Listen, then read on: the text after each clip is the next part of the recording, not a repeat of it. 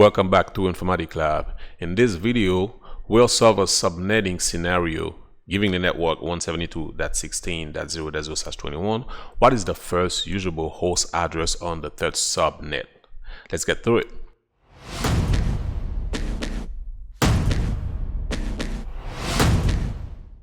Alright, so let's just start with break it down step by step. First thing we will need to do is to determine the subnet increment. Okay, so we have /21, which is the subnet.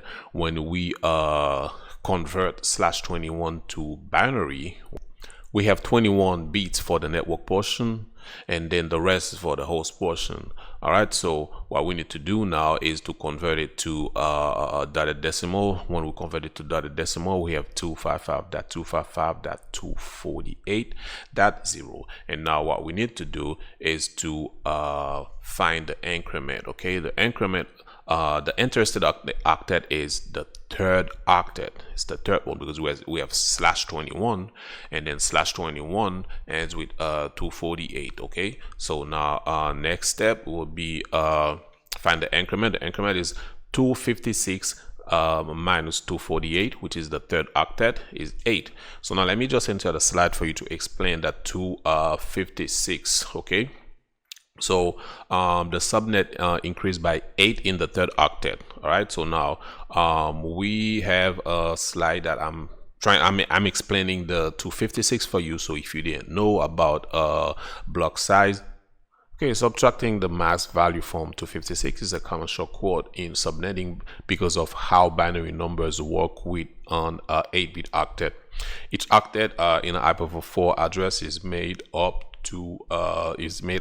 of 8 bits. In mathematics, 8 bits allow 2 to the power of 8, which is 256 possible value ranging from 0 to 55. Why to 56? When you subtract the decimal mask value from 256, you are mathematically calculating the remainder of that octet. This remainder is known as the block size or the increment. Okay, 256 minus mask value is the block size. For example, /21 in the /21 network, 255.255.248.0 in the interesting octet is the third one. All right, so now let's just go to the next step. So okay, so the subnet increases by 8 in the third octet. So now we just gonna list the first few subnet. Okay, first subnet is 172.16.0.0, and the second, remember, the subnet increased by 8 in the third octet.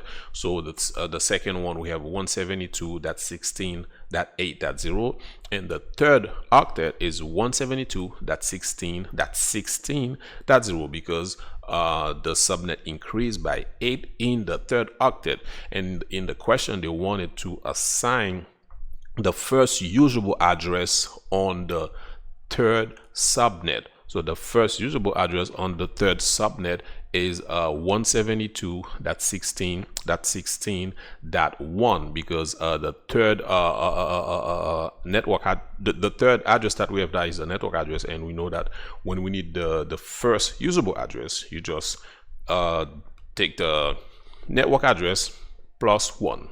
So now, yes, so the third octet, okay, in the third subnet, we will just use 172.16.16.1 to add to the router. And that wraps up this subnetting example. If this helped you understand how to work with subnet and usable addresses, support the channel by liking, sharing, and subscribing. More practice in labs coming soon. See you in the next video.